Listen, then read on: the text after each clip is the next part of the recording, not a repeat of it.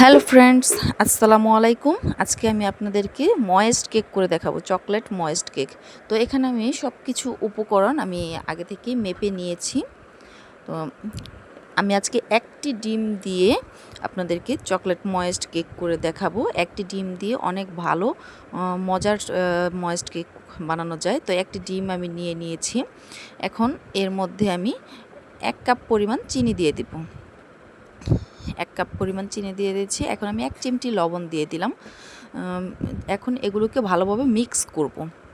চিনিটা একদম গলে যাওয়া পর্যন্ত আমি এটা হ্যান্ড উইচ দিয়ে মিক্স করব। এটা আপনি বিটার দিয়েও করলে পারেন। যেহেতু ময়েস্ট কেকে এত মানে নিয়মকানুন নেই। এটা যেভাবে বানাবেন সেভাবেই হয়ে যাবে। কারণ স্পঞ্জ কেকে আপনার অনেক কিছু নিয়ম মানতে হয়। ময়েস্ট কেকের ব্যাপারে না মানলেও চলে, মানে যেভাবে বানাবেন সেভাবেই হয়ে যাবে, কোনো সমস্যা হয় না। ঠিক আছে, তো আমি ভালোভাবে এটাকে বিট করে নিলাম। তো এখন আমি বাটার মিল্ক দিয়ে দিচ্ছি 1/4 কাপ। ঠিক আছে, বাটার মিল্ক। তো বাটার মিল্ক আমি হোমমেড তৈরি করেছি। আপনার ভিনেগার আর দুধ, মানে দুধের সাথে ভিনেগার দিয়ে কিছুক্ষণ রেখে দিলে বাটার মিল্ক তৈরি হয়ে যায়। ঠিক আছে, তো আমি বাটার মিল্ক ঘরেই তৈরি করে রেখেছি। তো এখন আমি এগুলোকে ভালোভাবে মিক্স করে একদম চিনিটাকে গলিয়ে নিব। তো আমার চিনিটা পুরোপুরিভাবে গলে গেছে।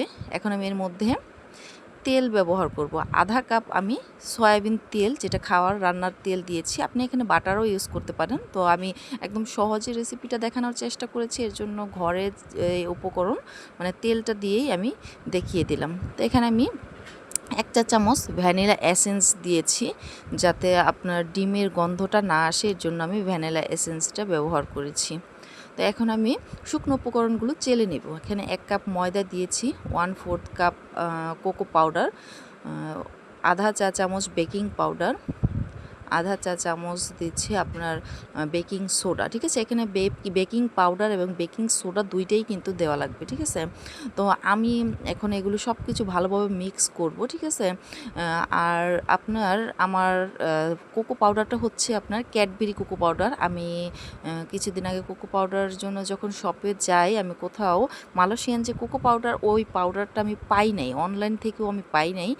ঠিক আছে, যার জন্য আমি ক্যাডবেরিটা ইউজ করেছি। এর জন্য কিন্তু ডার্ক যে কালারটা, ওই কালারটা আসে নাই। ঠিক আছে, এটা কিন্তু আপনি ডার্ক কোকো পাউডারটা যদি করেন, তাহলে কিন্তু এটা ডার্ক চকলেট ময়েস্ট কেক হয়ে যাবে। ঠিক আছে, এটা খেতে খুবই মজা। এখানে আমি 1/4 কাপ ফুটন্ত গরম পানি দিয়ে দিলাম।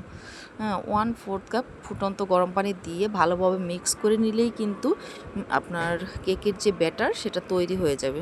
ঠিক আছে, তো এই তো আমি ভালোভাবে মিক্স করে নিলাম। আমার একদম পারফেক্টভাবে সব কিছু হয়ে গেছে।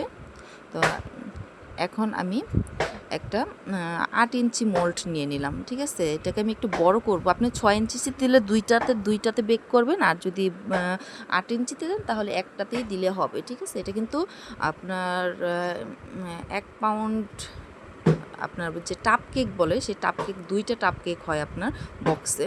ঠিক আছে, তো এখন এটাকে আমি একটু ট্যাপ করে নিলাম। এখন চুলায় আমি 30 থেকে 40 মিনিটের জন্য বেক করতে দেব। এই তো বেক হয়ে গেছে আমার কেকটা, অনেক সুন্দর হয়েছে এবং অনেক বেশি ময়েস্ট হয়েছে। এই তো দেখুন, অনেক ভালো হয়েছে কেকটা। আপনারা বাসায় অবশ্যই ট্রাই করবেন এই রেসিপিতে। আশা করি অনেক ভালো হবে।